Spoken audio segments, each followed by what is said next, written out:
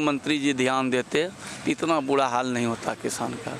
अगर इसका जांच हो तो सारा का सारा मुद्दा निकल जाएगा।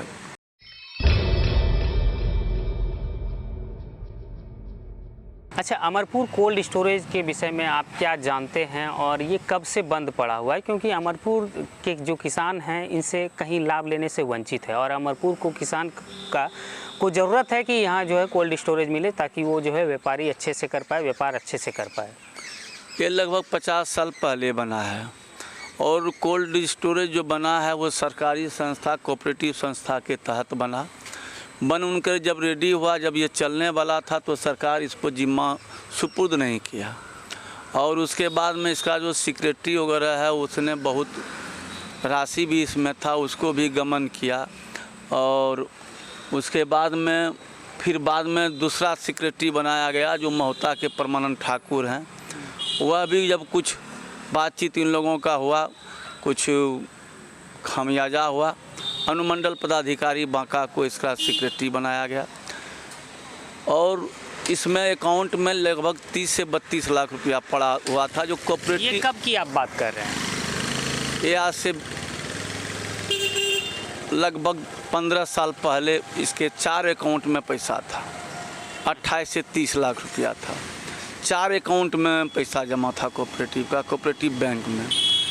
लेकिन यह पैसा फिर जब अनुमंडल पदाधिकारी सेक्रेटरी बना तो वह रुपया वहाँ से जो है पटना ट्रांसफ़र कर दिया और पटना ट्रांसफ़र किया तो आज के डेट में यह पैसा कहीं राशि का कोई नामो निशान नहीं है।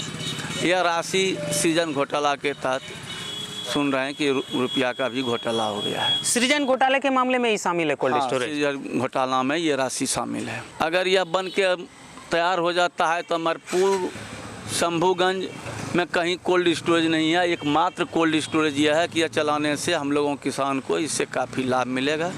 आज जो हम लोग आलू का बीज या तरह तरह का जो कुछ भी कोल्ड स्टोरेज के अभाव में नहीं रख पाते हैं तो काफ़ी यहाँ के लोगों को नुकसान है। कहीं ना कहीं किसानों को सस्ता भाव में बेचना पड़ जाता है और इसका फ़ायदा जो है सीधे व्यापारी उठा लेता है। व्यापारी उठा रहा है। अगर यह बन जाता है तो हम सारे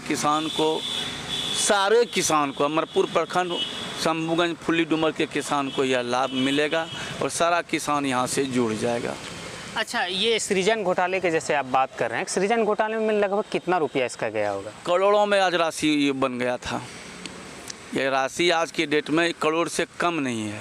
क्या वर्तमान सरकार इस पर ध्यान दे रही है? जी नहीं, वर्तमान सरकार अगर ध्यान देता तो हमारे यहाँ MP साहब, विधायक जी अभी वर्तमान में मंत्री या स्थानीय मंत्री हैं, अगर थोड़ा भी ध्यान देते तो आज कोल्ड स्टोरेज का ये हाल रहता।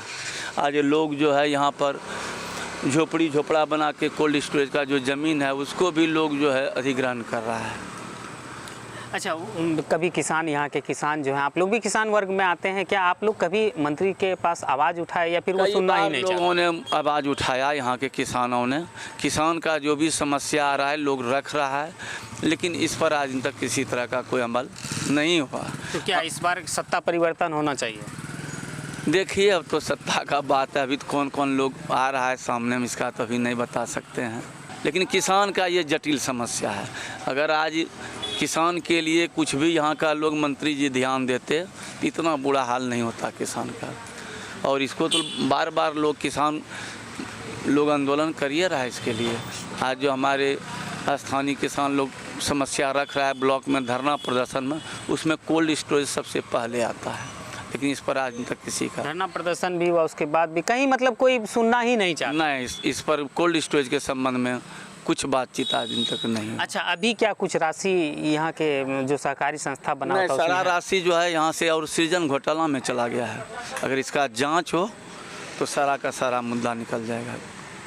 जी बिल्कुल सही बात है कि ये कोल्ड स्टोरेज यहाँ के आम समस्या बनी हुई है, किसानों की समस्या बनी हुई है। किसान इस कोल्ड स्टोरेज के आने से, कोल्ड स्टोरेज के लग जाने से, सुचारू रूप से चलने से कहीं ना कहीं किसानों को फ़ायदा है। और जो किसान की आलू का रेट 8 रुपये में बेचते हैं, वही किसान उस आलू को 25 रुपये में बेचेंगे। जिस आम को 10 रुपये किलो के भाव में बेचा जाता है, वही आम को यहाँ के किसान कम से कम 50 रुपया के रेट में बेचेंगे। जो लीची आज से कुछ दिन पहले जो है यहाँ लीची का खेती होता था, लीची बागान होता था और यहाँ के किसान जो है लीची को उपजाते थे, लेकिन सही कीमत नहीं मिल पाने के कारण लीची का बागान धीरे धीरे ध्वस्त होता चला गया, ख़त्म होता चला गया। यहाँ गन्ना की खेती होती थी, गुड़ नगरी कहा जाता था, वो सब धीरे धीरे ध्वस्त होता चला गया। इसका सबसे बड़ा रीज़न ये है कि किसानों पर वर्तमान सरकार के द्वारा ध्यान नहीं दिया जाना। ये कहीं ना कहीं एक बड़ा मुद्दा है इस कोल्ड स्टोरेज का।